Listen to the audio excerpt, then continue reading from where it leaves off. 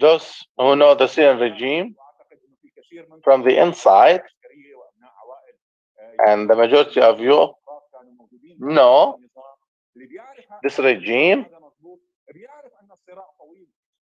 so you know that it's going to be a long fight with this regime. So this revolution, it's you who are going to use and gain its fruits.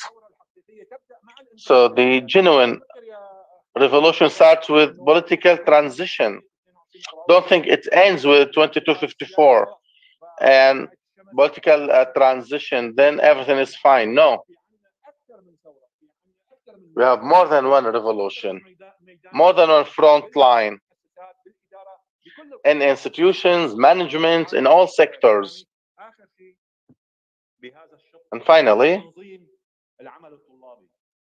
to organize the student work. Currently, you are in Turkey, in the Turkish universities. I know there are attempts and some structures. Organize yourselves to be able to press on all institutions. Start with CC to all institutions of revolution. Organize yourselves, create lobbies. It might be tough at the beginning, but I assure you, the moment you organize yourselves, all political institutions and figures will seek your satisfaction, because you are the strong voice and the lobby that will press everybody. And we want you to speak up when anyone inside the CC or coalition or SNC commit a mistake. You raise your voice, demand us, and demand for more meetings. Hold us accountable and say, why did you do so and so? This is your cause. You should be active, should be more present, and no tolerance in this. We have fighters on the front lines fighting. We have other people and the political track.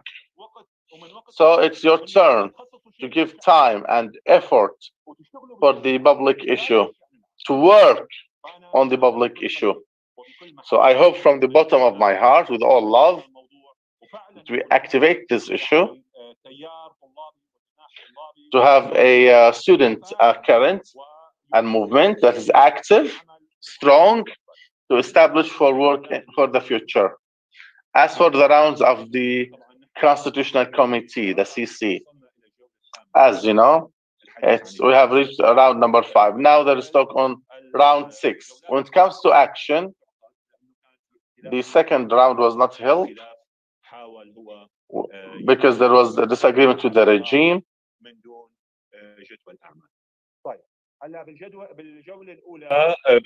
In the first round, in the inauguration of the CC, it was clear. Let's speak frankly. This regime from day one believe only in military solution, don't want political solution, evading political solution. And they are always brought to negotiations table by force and under pressure of their sponsors and allies. So it's clear مغصوب that إلى the اللجنة regime الدستورية في الافتتاح وكان يعول is forced to do so. And their strategy in the first and second round, that they provoke us as the delegation of opposition so that we withdraw and say that I went to the negotiations, but they didn't. And on the second round, they wanted to speak on the procedural rules, to get to there without agenda. Then round 3 and 4, and the 5th, they were trying to evade and to remain outside the constitutional process.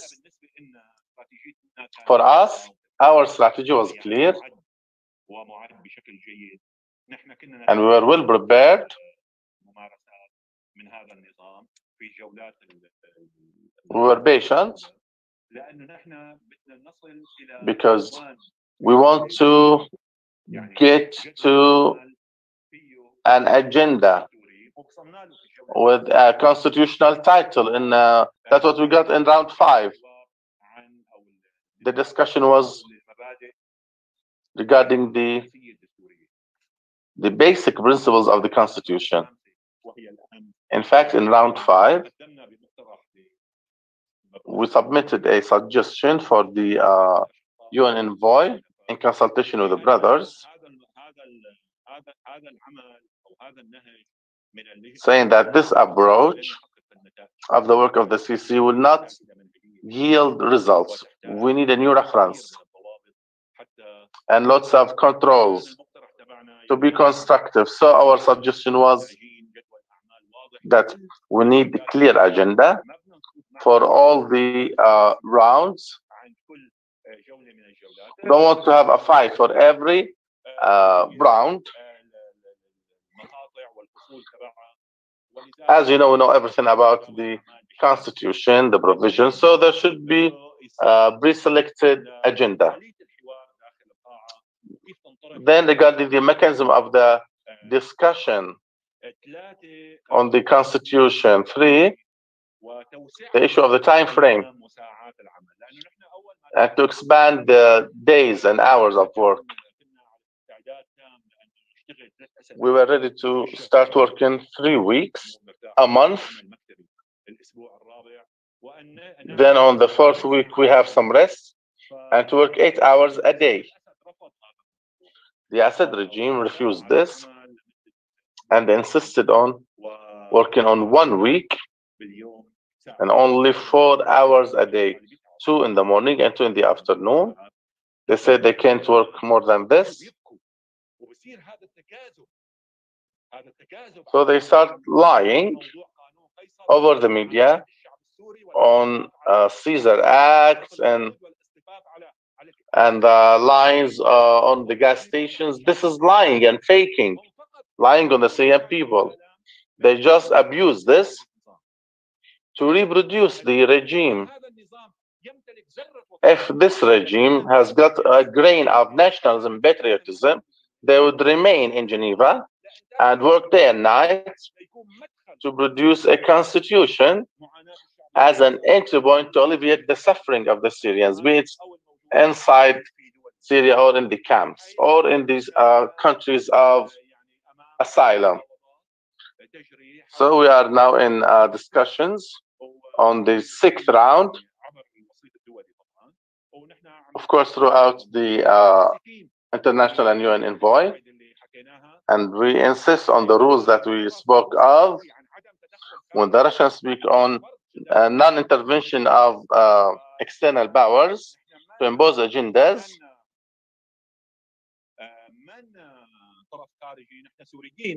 We're not an external actor, we are Syrians, and it's our right to suggest, and we are a main part, an actor in the committee. So we set the mechanisms and suggest modifications. So a very quick point, since this is a discussion and frank discussion, we are present, the members of the CC and its co-chair and the SNC and its president. We are available. Please, if you have any information to verify from the source, don't be dragged behind some voices speaking on certain goals to increase the gap between leadership and those doing certain work in the negotiations or the CC file. Let's speak with each other and explain for you with the transparency and credibility what is going on. The second point, there might be a question saying that as long as you know that this regime believes in military solution, how come you go to the CC? Then you know that you summarized 2254 in the CC? And the answer is, first of all, we did not summarize 2254 in the CC at all. And Syrian cause can only be done through 2254, but now we are in negotiations with international consensus between some international goals to move on. So we did not leave this behind.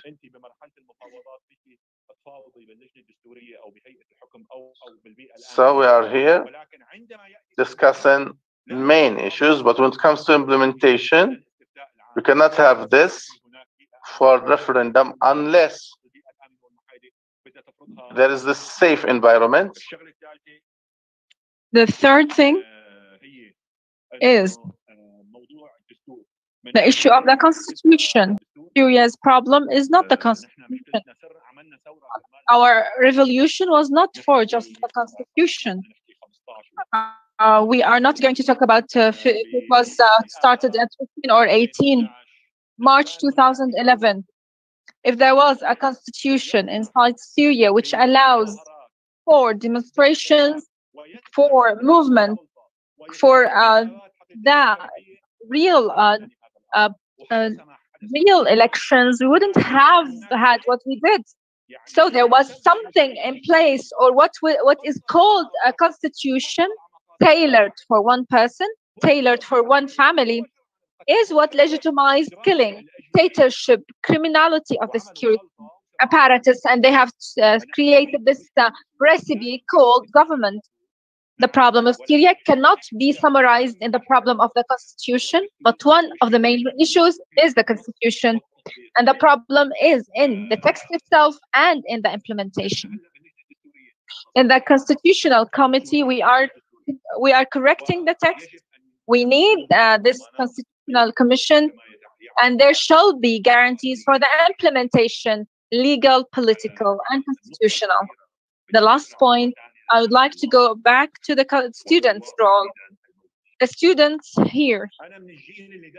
I'm one of those who had studied in the schools inside Syria when we were always learning things against Turkey.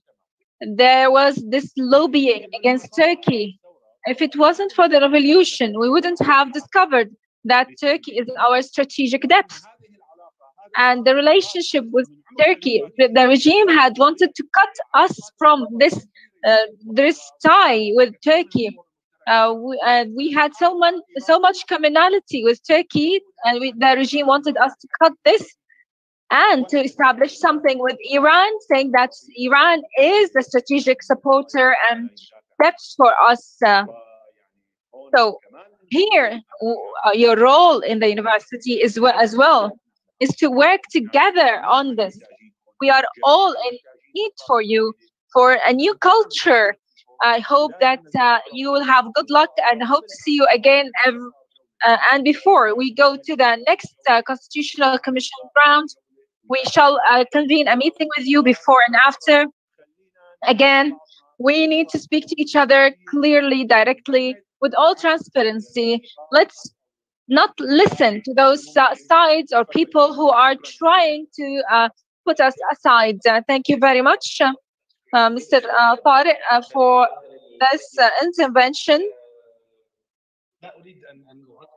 I would not take more time, but we will listen to Mr. Khalid afterwards. We will give floor for discussion. Mr. Khalid, the civil society, something which we've never heard of before the revolution. It was syndicates under the umbrella of the Ba'ath Party. There was one organization which was led by Bashar, which is the Red Crescent, as well some charities. How did the civil society become the partner in creating the future of Syria?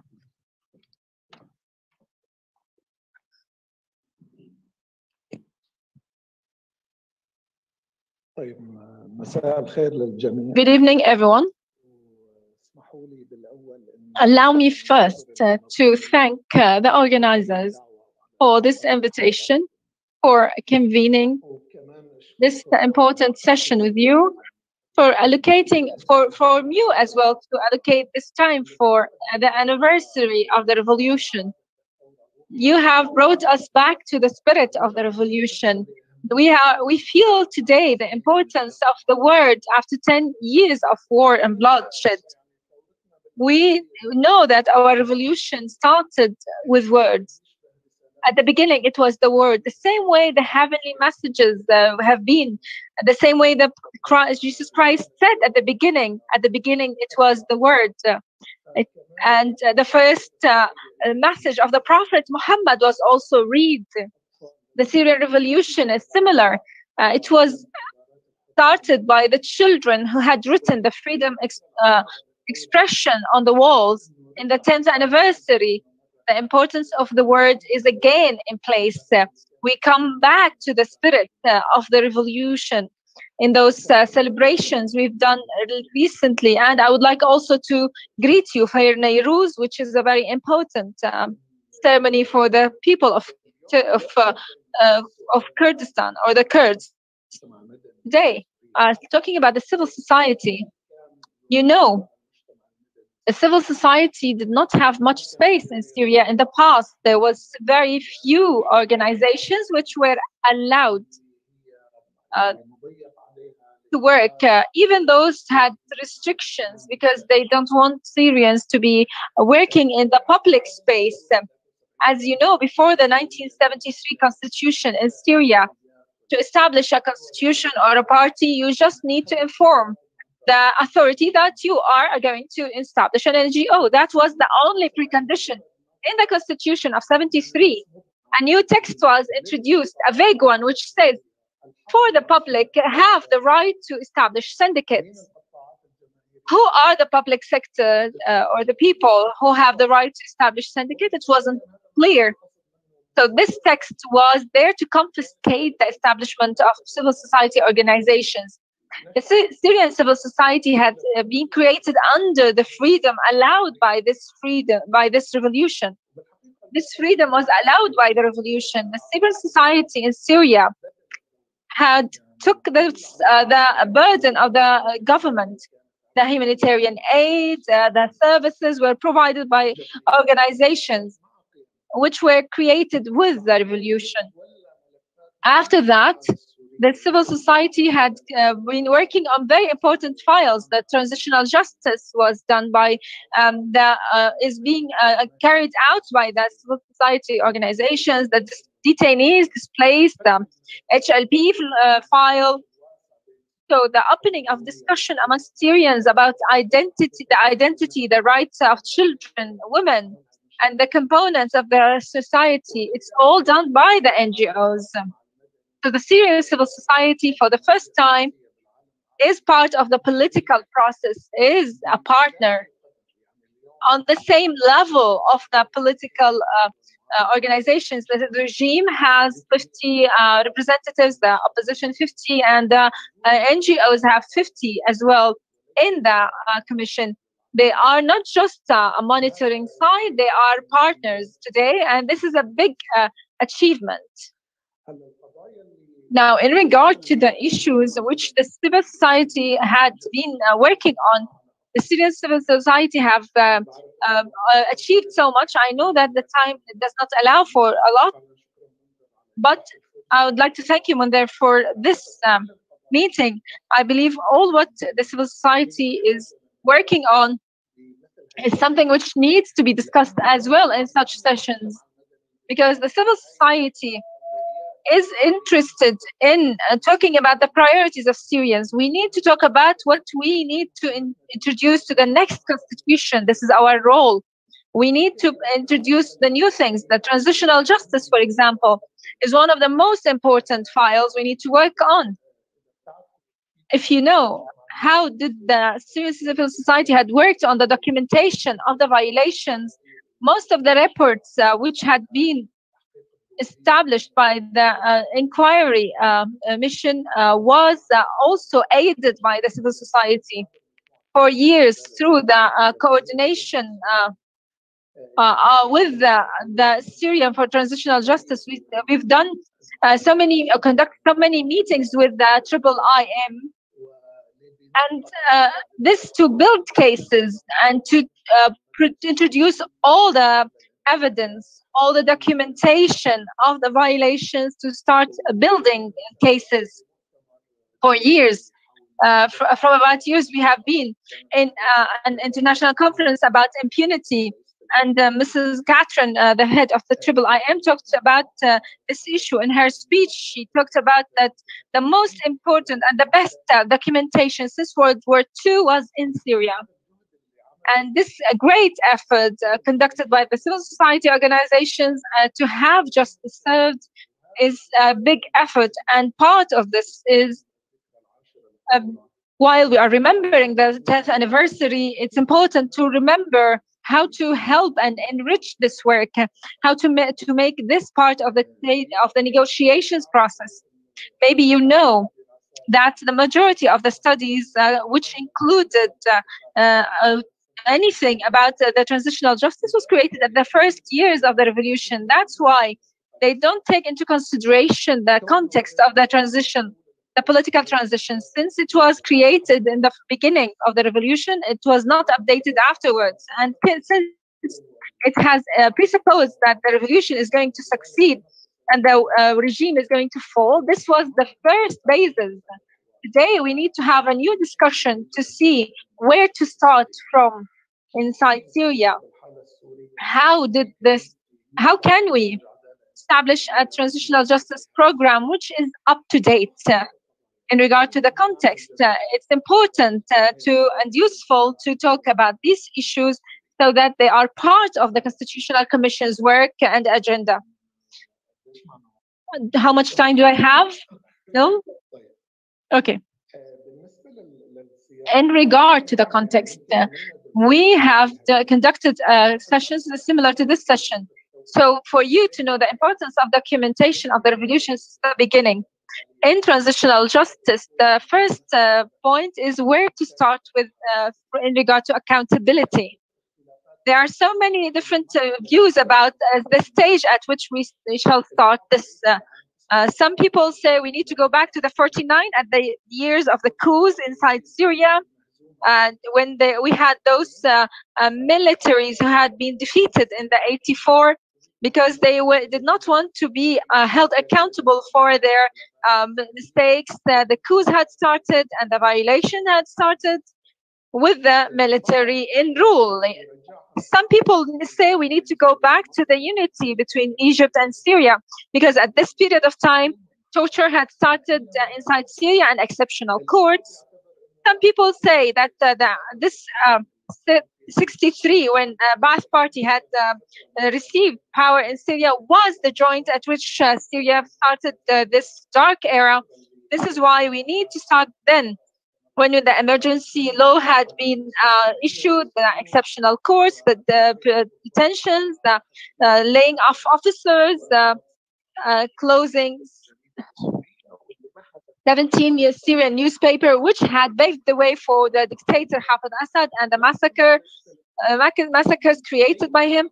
But no matter how, from whichever area had we started, we need to take into consideration the Syrian Revolution. This discussion shall be started to know how to include this in the constitutional issue. The Syrian context shall be concentrated on. Syria was part of the Arab Spring, as you know, at the beginning, when this revolutions have started in the Eastern Europe.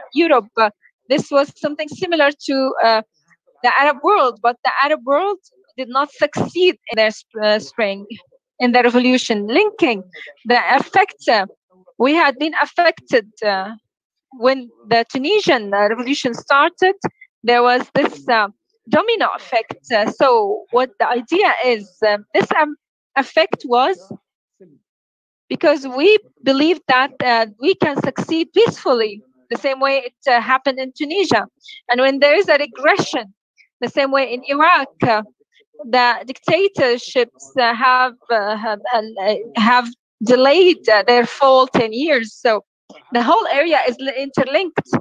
This is something we need to establish. The Syrian Revolution is part of the Arab Spring. This is the context we need to look at, because some people say that this is an international conspiracy against us. No, let's go back to the context itself. How did the demonstrations started? They were affected by the Arab Spring. How this moved to Syria, how it was confronted with killing. If you go back to the past, you see that all the violations were in the Fridays, and then in the second phase there was the massacres, and then the use of random weapons, and then the chemical weapons, and then the ballistics, and then the besiegement of cities. And this is the context we need to remember. We need to look at the details. Based on this, the whole new process will be established. To know what you shall fix in the institutions, you need to know who was responsible for the violations. And this will show you what kind of reform you want. You need to know who are the victims to be able to come up with program for them. So all the issues of the civil society organizations work shall be part of the Constitutional Committee. We need to consult with the Syrians to be able to establish that.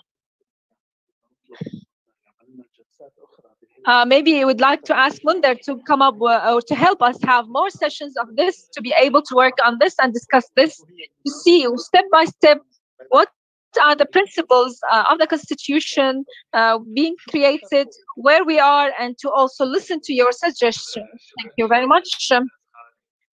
Thank you for Mr. Khalid. This is a nice narration of what had happened and a lot of information. Of course, we are interested in such. Maybe this is the first time we host students and politicians at the same time. We have met with them, but with Dr. Murat today, with all thanks to him, we have the students with us today. They shall have a role. And all of you are here in one room. If you'd like to follow up our activities, we have a specific project for the local community part in the political process. If you want to be part of this of these activities, we are, of course, welcoming you. Before we give the floor for the discussion, we wanted to end up with a nice ending with Dr. Murat himself, since the Turkish government and is the one, the larger ally of the Syrian Revolution and the Syrians, or the opposition. It's very important to know about the Turkish government's point of view. One of the teachers wanted to listen to Dr. Murat specifically. He's actually part of this agenda today. We want to ask you, how do the Turkish government look at the political solution? It's very important to listen to what you have to say, Dr. Murat. The floor is yours. First, thank you for coming. This event is actually organized for you, not for us. And I would like to first, present you exactly what I want to tell. It's about Turkish foreign policy. But I have a question for you. Who remembers exact what details of Mona Lisa is? Leonardo da Vinci? Nobody, right? We just repeat what we have heard from the comments. Because we have to see the big picture, the overall framework. And if you focus on Syria, the regime, what's going on today or yesterday or will be tomorrow, it's missing. That means we have to see everything, all dynamics affecting the overall course of this problem. Then you should conclude or abstract exactly what courses you have and what you can do. Because usually we talked about the atrocity of regime, but is that all? I don't think so. There are many actors in the region, many. We have many actors cooperating with different ones, and sometimes at the top level, they are cooperating with each other that we can't be informed or we are not aware. And if you want to discuss Turkish foreign policy, we have to first portray what's going on. And I think we should start from the very upper level. That means global level. If you don't understand the competition of the United States with Russia and China, that means there's a missing part in understanding Syria. Because the outcome of this competition, or maybe collaboration, will affect exactly what will happen in Syria. On the other hand, if you don't understand Iraq, if you don't understand security of Israel, if you don't understand what's going on in Lebanon, or Jordan, or in Turkey, that means there's something missing in understanding Syria case, or you can't predict exactly what will happen.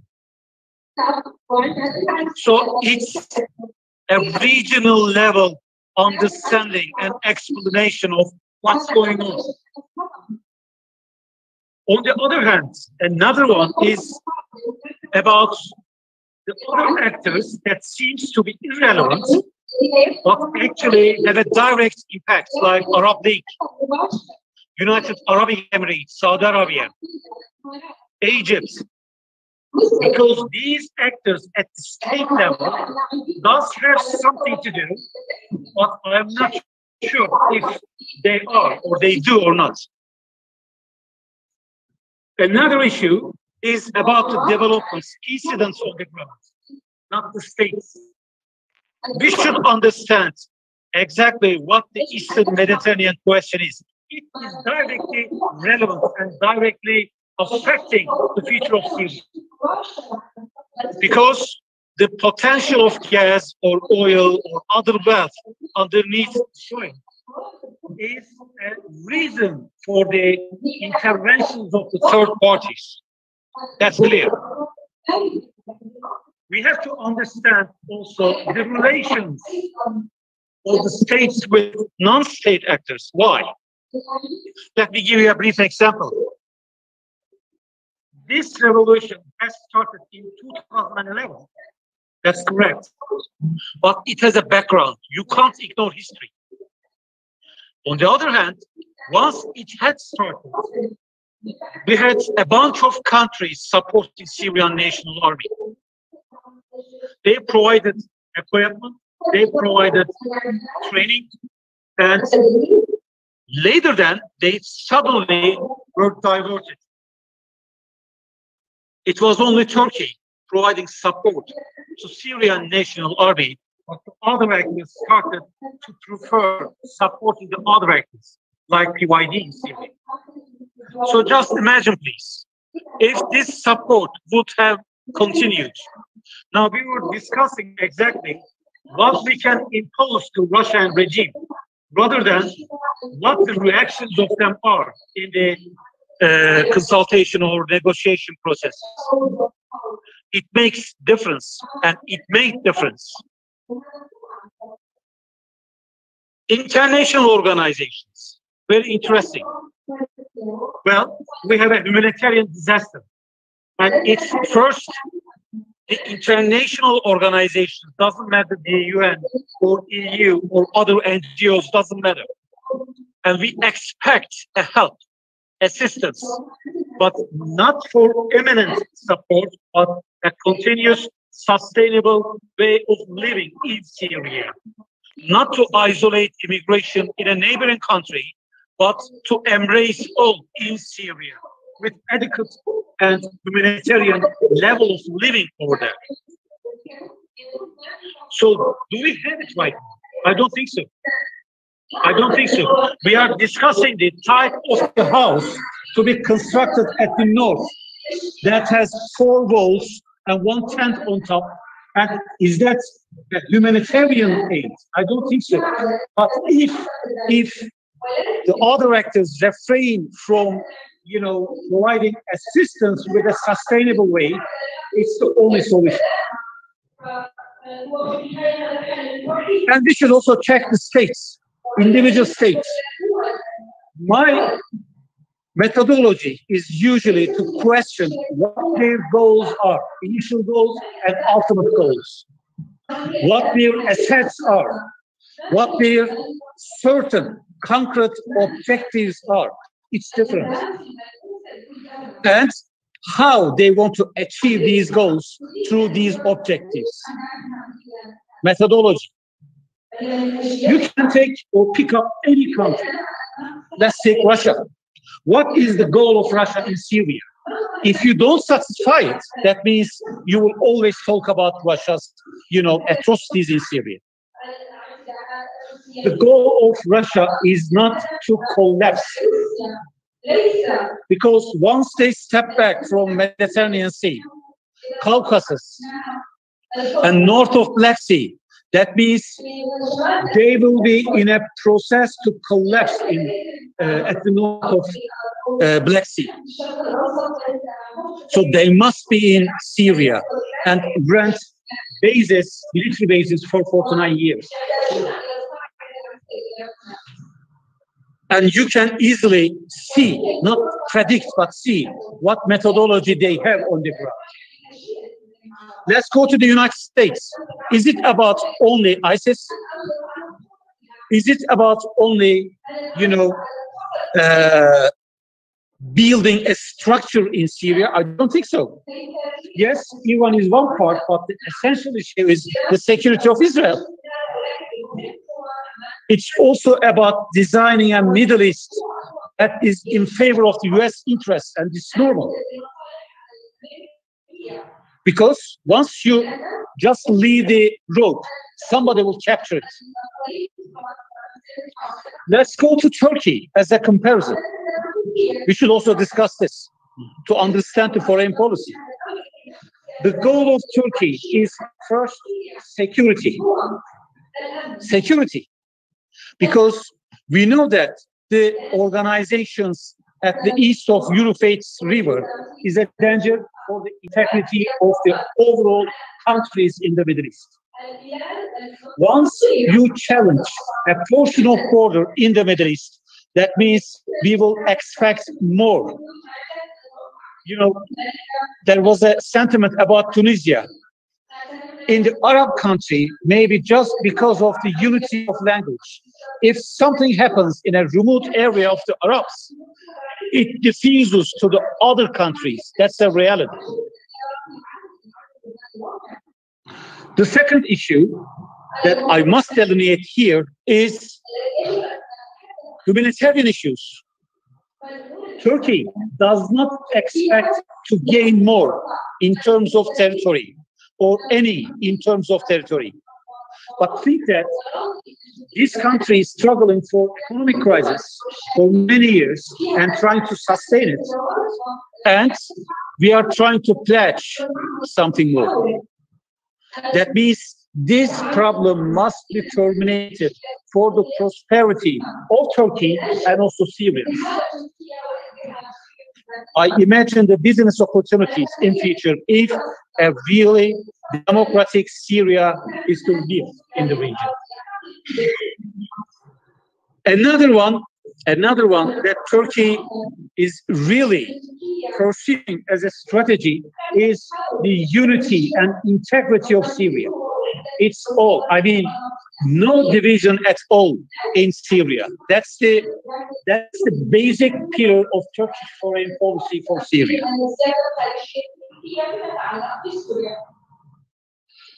On the other hand, Turkey is well aware of one another issue. Syrian crisis is not a crisis, a problem of Syrians anymore. Syrian crisis is a problem of all right now. So even if Syrians are determined to solve the problems, now we have actors on the ground that will, realize their interests by either promoting something or provoking something.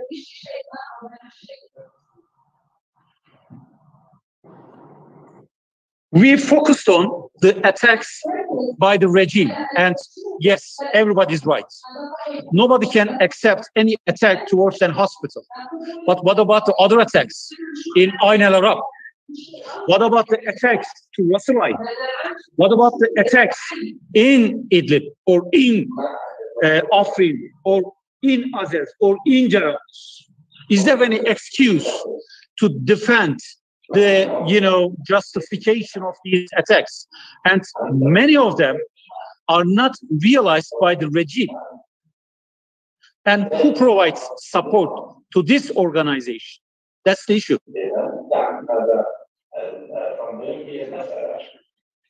Humanitarian concerns and aid. I want to touch it one more time because it's really important. I have read reports, broadcasted or released by individuals, either Turkish or European or Arab, doesn't matter. The word that is frequently circulated is integration. Well, we are actually integrated. There is no limit for this. We are integrated, no problem. But the issue is the individuals living at the north of Syria, very close to Turkish border or in Idlib, under tents, in mud, and with hunger. Each time I imagine this, and I had been there, I ask what type of political cause prevents aid directly to have these people, sustain their lives. I think the basic and the main issue, defense mechanism, is to, just blame somebody else. Well, think that Turkey militarily intervened to the north of Syria, whatever cause it is. Is it an excuse to prevent humanitarian flow to these camps? I don't think so. I don't think so. And if you go and check, you can easily see what flags or what organizations are delivering aid. So Turkish foreign policy is erected upon a pillar that is humanitarian.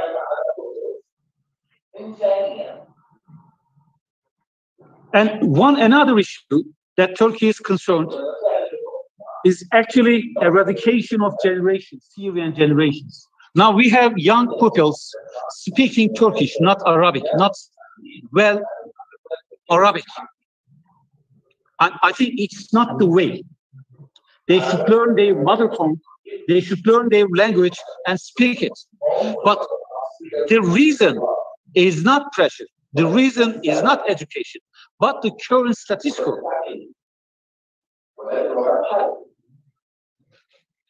What we need then? Okay, I received some questions from Western media. For instance, I had an interview with a very famous newspaper of the West and also the Middle East. There was a common question directed at me, and it was really interesting. The questions were, is there any possibility to directly talk with the Assad regime for Turkey? That was the question. I was surprised. I was surprised. Turkish foreign policy is about legitimacy. And I think that it's not an option right now. If you once legitimize Assad regime, then you legitimize the killings of millions. That's it. So what should we do right after this? Because if you don't design a future, that means you're always expecting somebody else to do something. And believe in me, this expectation is always naive.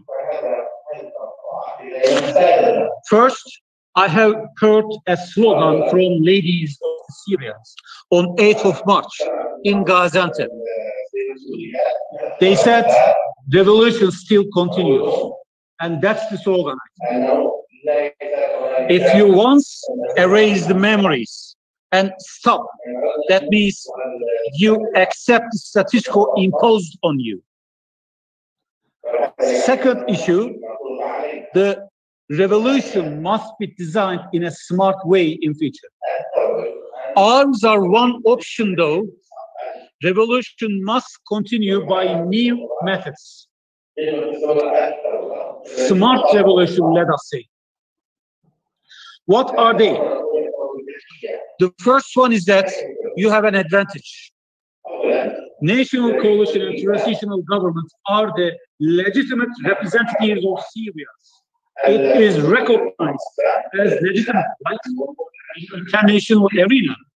So you should start a state-building effort for Syria.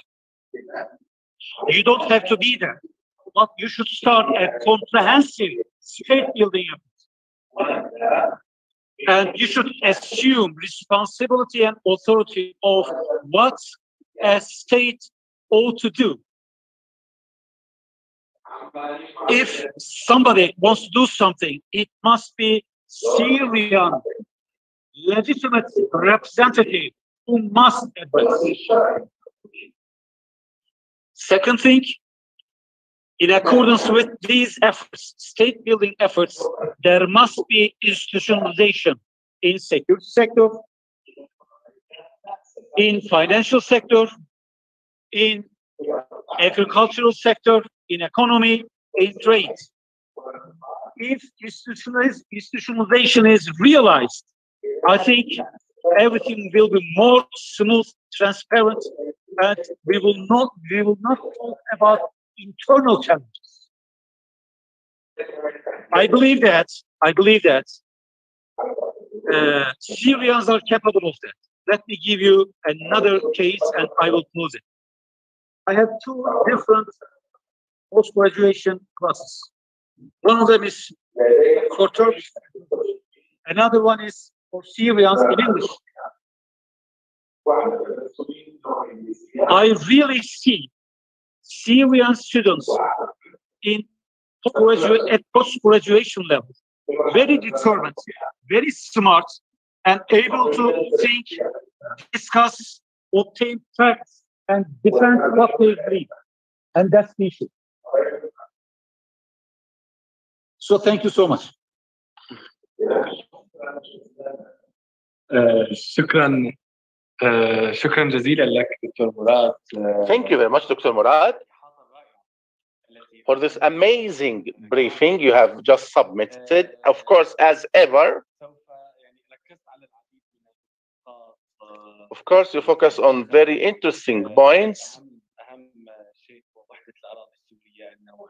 especially talking on the unity of the Syrian soil, which is a goal for the Turkish foreign policy. This is something shared also.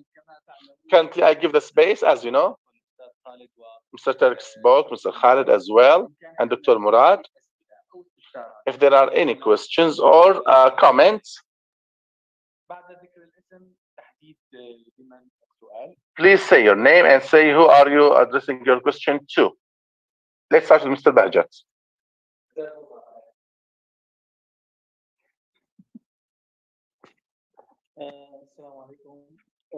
Assalamu alaikum.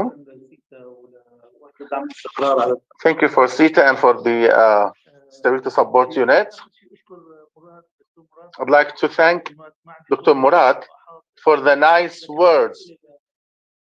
I have questions for the coalition and the CC. Mr. Tarek spoke, but when it comes to the issue of students, this is something we need to take care of. For almost 2 years, there is a focus on women platform. So how about targeting youth and adolescents in the same manner? Why don't we target this by the opposition, talking on youth, adolescents, college students?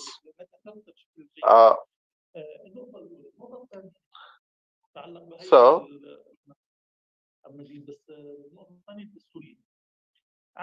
now to the CC.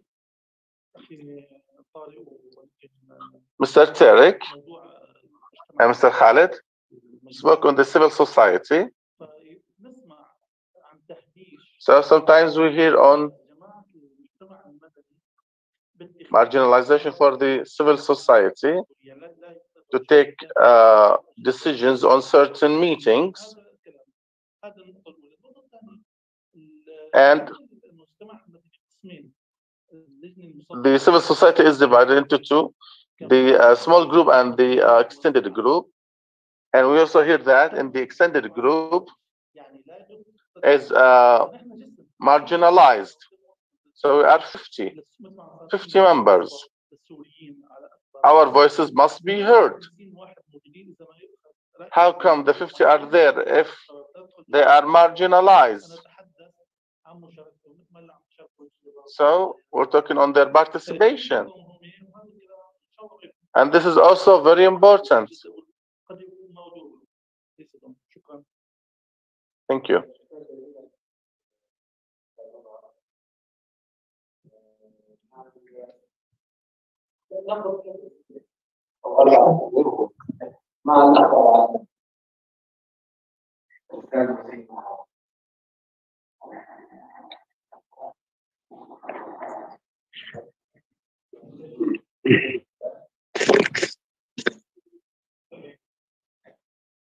يعطيكم العافية وسيم الحاج. سؤالي للأستاذ. Thank you.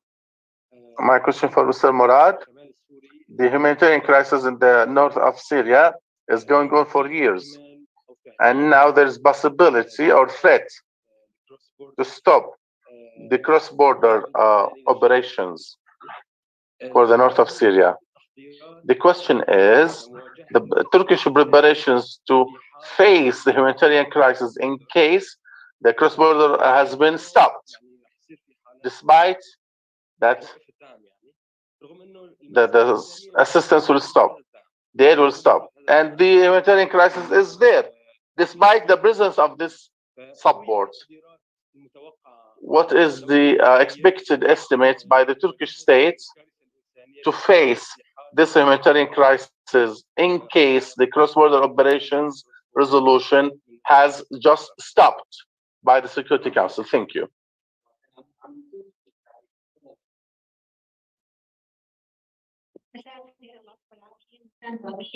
Good evening.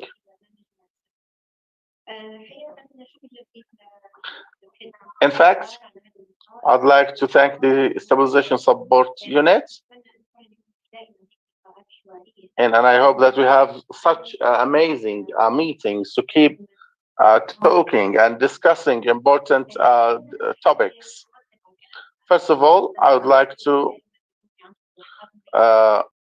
comment on Mr. Tarek saying that there should be direct contact between the youth with the political leadership. And this is not organized.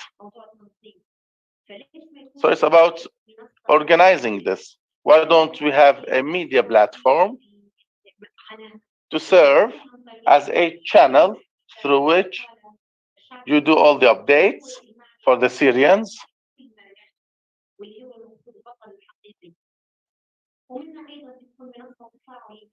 And at the same time, it's going to be interactive platform.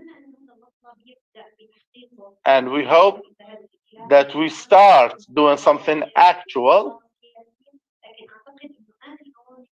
because I think it's time to have unified media platform. And also the Syrian discussion and dialogues with the Syrian components in a periodic and organized manner.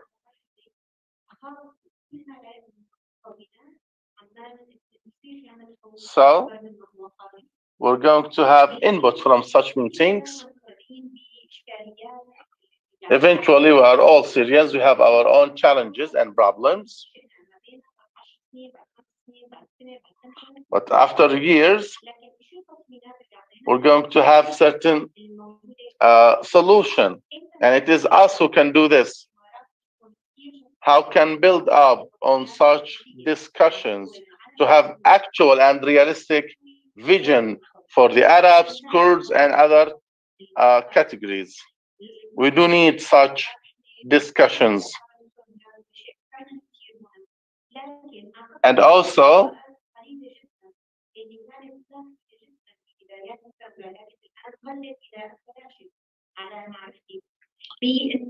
and sometimes we meet with the friends of the Syrian Revolution and the Gulf states. Why don't we have meetings in this regard to listen to us, and we hear back from them. And lastly, Mr. Madhar, unfortunately, the participation of Syrian women is as marginalized as the participation of the Syrian youth. Last week we were in a workshop with the SNC and coalition. All platforms were there, and we found out that women participation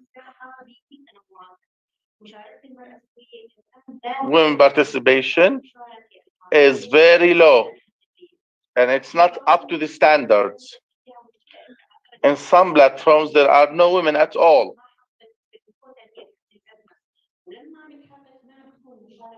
And when we discuss this, I'm not saying this because I am a woman. We would like to listen from the men of the revolution on the actual participation for women. Thank you.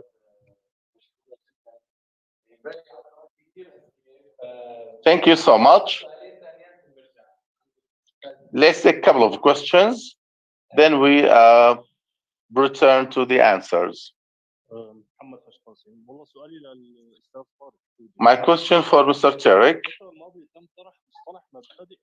Previously, there was talking on supra-constitutional principles in some sessions of the CC. And it was largely used, even some surveys by think tanks, and it was circulated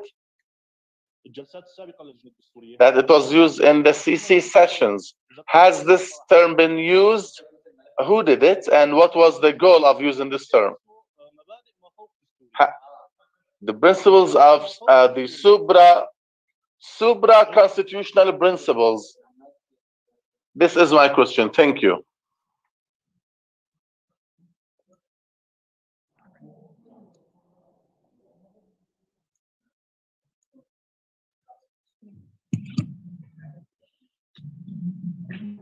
أول شيء السلام عليكم، الله يعطيكم العافية، كل شكر. Hello and thank you. Would like to thank the Stability Support Unit.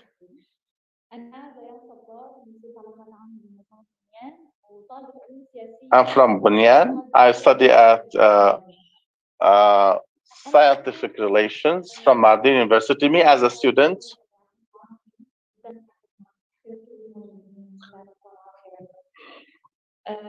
The voice quality is very bad, and the echo is so high, I cannot even hear.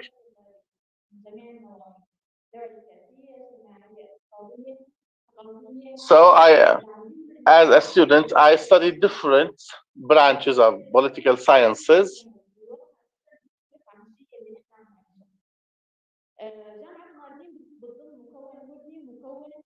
So we're talking on, that was like a challenge. When we started this, working to achieve unity for the students there, we started some unions to develop the personal aspect, but some students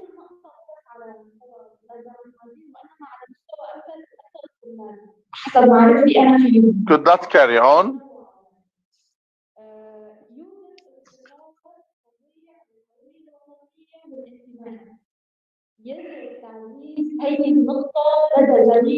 There should be an entity to organize the work of the students. The second point,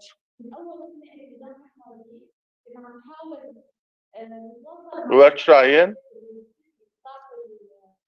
to communicate with some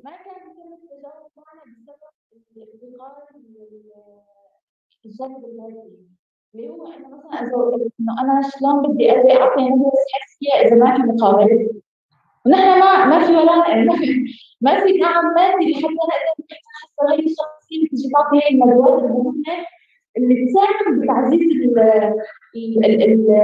الانتماء السياسي او الهويه الوطنيه.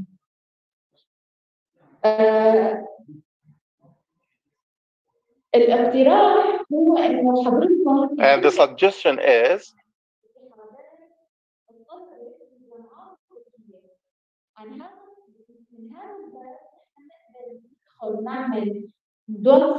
I am sorry, the sound quality is very, very, very bad. I cannot hear a single word.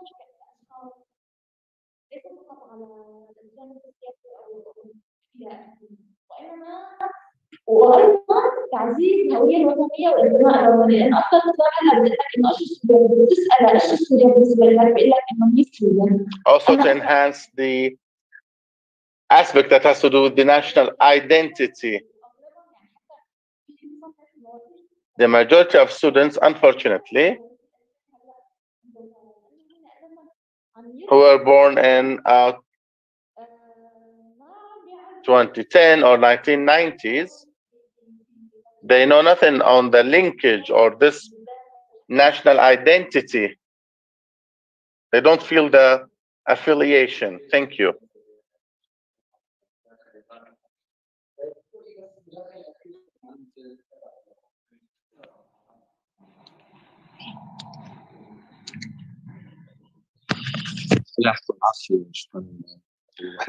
Thank you very much for the stabilization support unit. I'm Abdullah Baasi, researcher. My question is brief.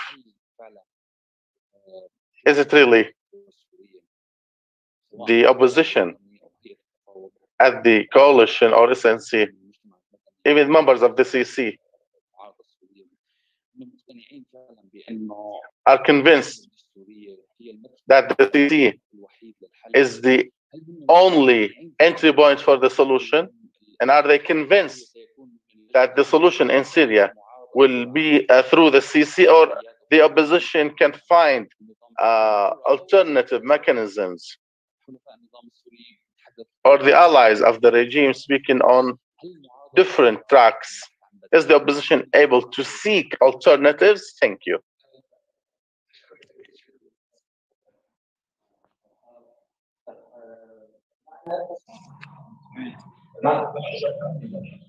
معنا شيء يعني 10 دقائق رح نسمع اجابات وكلمه اخيره من الاستاذ مجيد ثم الدكتور مراد ثم بعد الاستاذ هادي الاستاذ معنا وحابب يخطب. لساته معنا.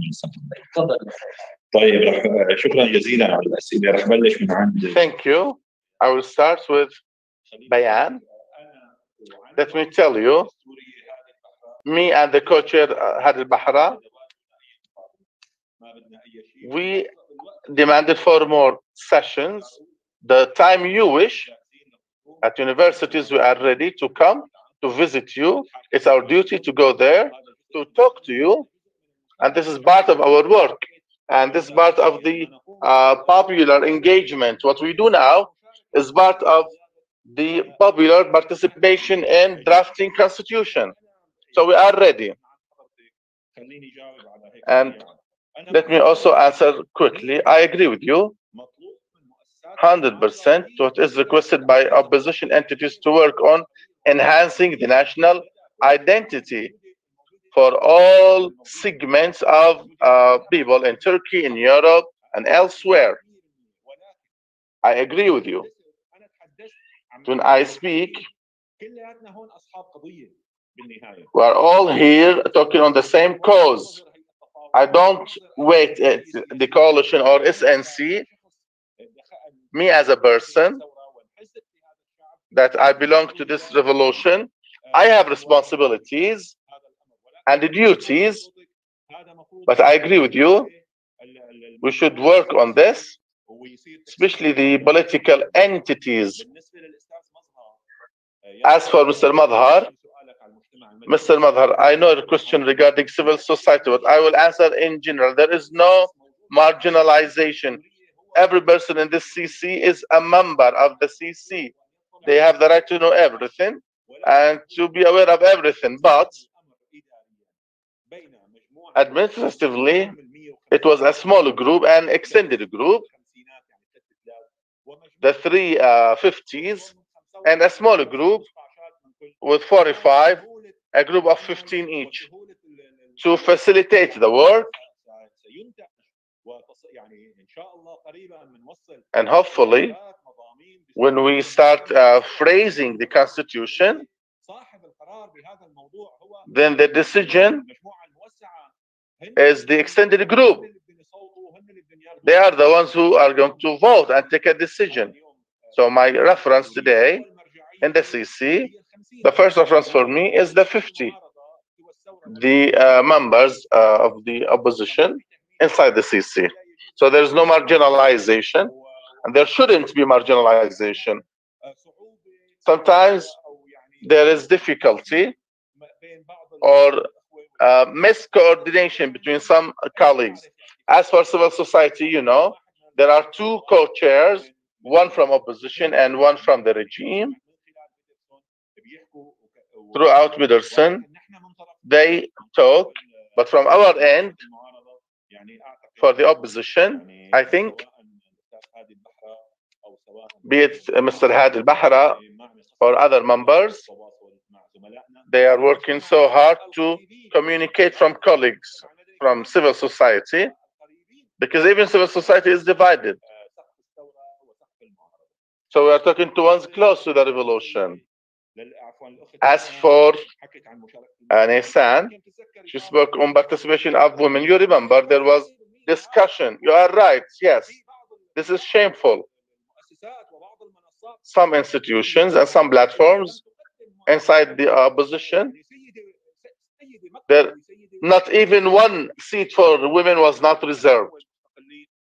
To say that I belong to the independent inside the CC, and we have the women quota for women representation inside the SNC, which is 33% as a threshold, and we hope to increase it up to 50%. But I agree with you, this is shameful from some platforms.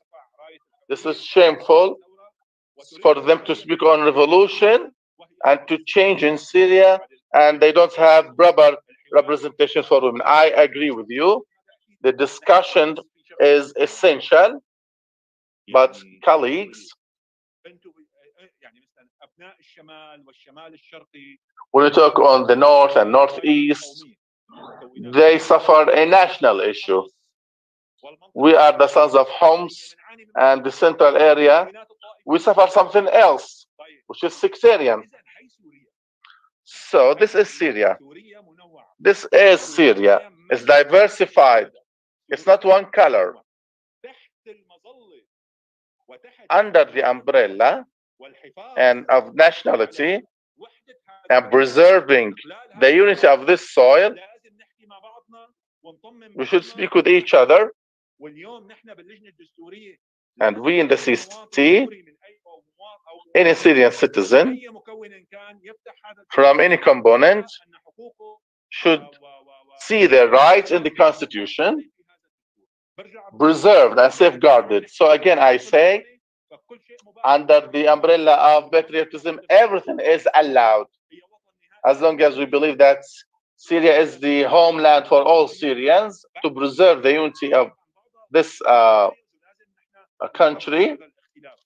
Then we should accept diversity. And for Mr. Abdul Wahab, today when we took approval or gave approval to positively engage in the work of the CC, and just let me tell you something, raising the hand is not easy. when there is a resolution and you raise your hand and you say yes or no, so it's a huge responsibility before the people and before God.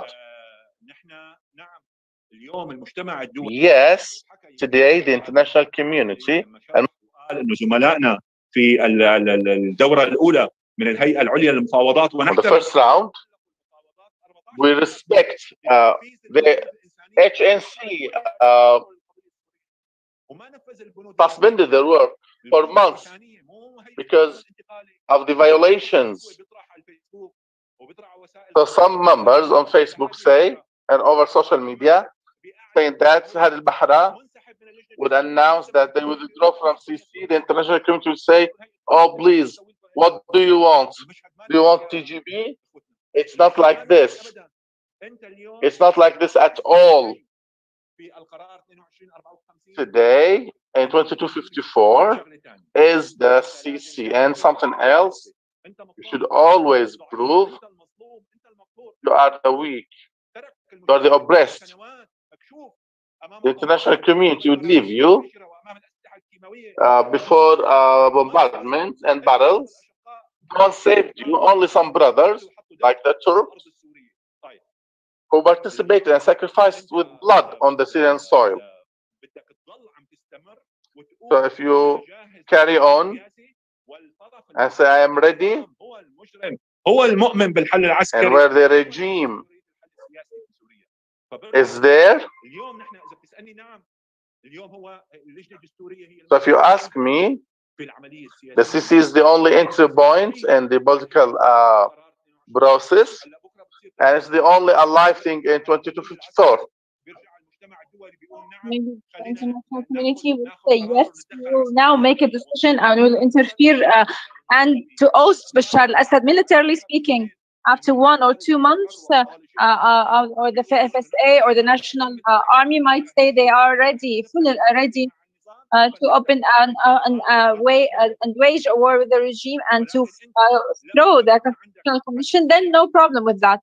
But if you don't have anything on the ground, and if you don't have a military solution, if you don't have the ability through the Security Council to achieve this, you need to do what is possible, and this is what we are doing today. May Allah help us. Thank you very much, Mr. Tariq, for this.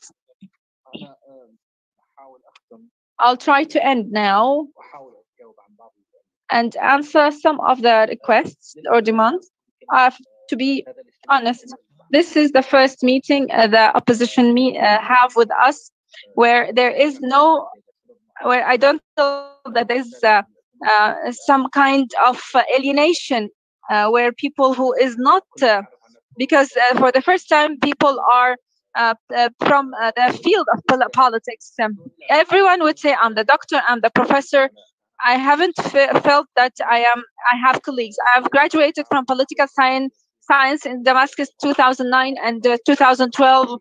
My master's was finished, and then now I'm studying PhD in political science. I would like to thank my colleagues today. When there are people who are specialized in the field, they ask different questions. And in the past, the Syrians, especially the youth, had approved, have a consensus on how to deal, or sometimes they refrain from being in the public sphere for frustration, because of frustration, because they don't have confidence in the opposition or in the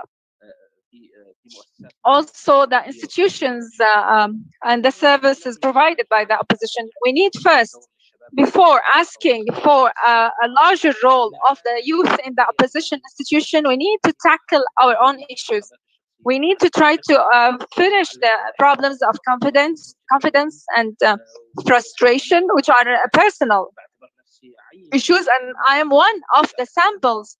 I am one of the people who refused to be part of the political opposition because we were in the revolutionary movement. And the youth, we also have a lot of people have been also in the Syrian army. We've done everything except for politics. We refuse to be in the opposition, especially when the opposition have become, but we want to be part in those because they are going to be in one point of time one side of the solution, and they might have the decision-making ability. Then the youth shall be there with inside those institutions. We know that the opposition is a classical opposition, and so many people have been living outside Syria. They don't know much about the youth, and that's why we call today. And maybe sometimes I feel some of the opposition institutions are maybe alienating us. I might be the youngest Constitutional Commission's member or coalition in the coalition, but inside the opposition forces or institutions, the situation is different than what you might expect. We always try to have homogeneity between the traditional, classical opposition and the opposition produced by the revolution. That's why from here, I encourage you all. I encourage you to go to organizations. As Mr. Tariq had said, even women need to organize themselves to be able to be part of this, and Syrians don't know about organizing themselves because of the way the regime had dealt with the Syrian society in the past. Today, we are reorganizing, but in a chaotic way. We have this spread of a big number of organizations, of NGOs, of parties, of those parties which become micro parties composed of 3-4 people. At the end of the day, this is just an experience, and maybe in the future we will move to a more mature organizational stage. So we need to have an entry point. We need to start creating this block of the youth to have an influence in the opposition institutions, and this is specifically for a question or a call for women. I would like to thank you. I would like to say to Mr. Munder, the issue of the youth is very important. So maybe in the future you can have or convene workshops on the youth.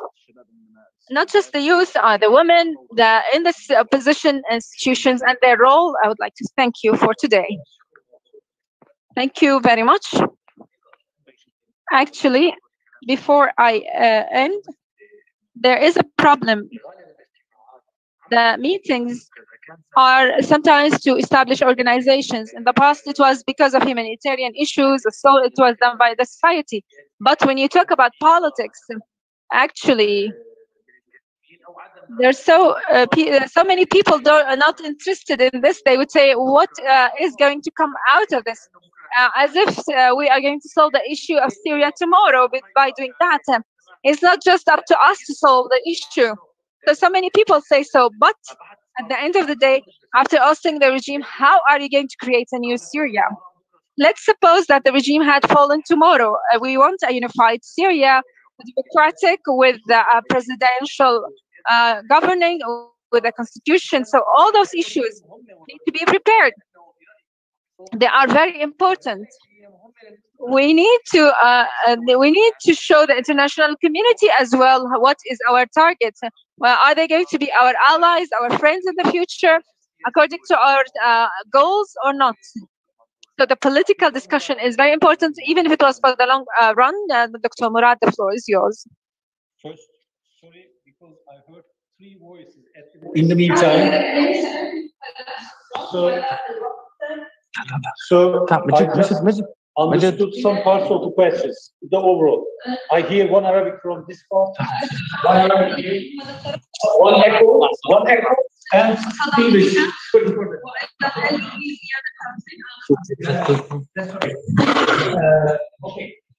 I think it's about the humanitarian aid.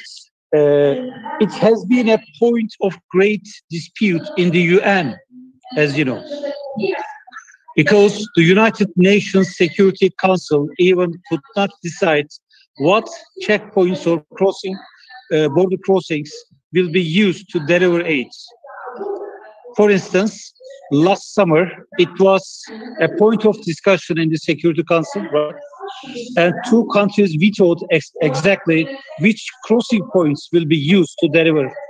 And they had proposed 1 crossing point to be benefited And some other countries said, no, it must be at least 2. So there's a kind of discussion among the big players. But Turkey is in charge with the critics, in this issue. The second issue, this is my personal view. The individuals in Syria, doesn't matter in what location they are stationed, they must have access to aid. That's it. And the method of achieving this needs collaboration between the states. And every state or European Union does have some types of caveats, unfortunately. For instance, this is my personal experience. Please forgive me, but I will share it. I wanted to organize a type of event directly, attempting to assist some camps. I will not give the name, but I asked a specific country, later than another country, to organize this event, and their response was a bit strange for me. They told me that they will not deliver any aid to the camps located at the north of Syria under the control of Turkey or Syrian National Army, but through the United Nations. Well, I respect it. It's still a way of sending some assistance, but why? I mean, why? If the issue is Turkey's presence at the north,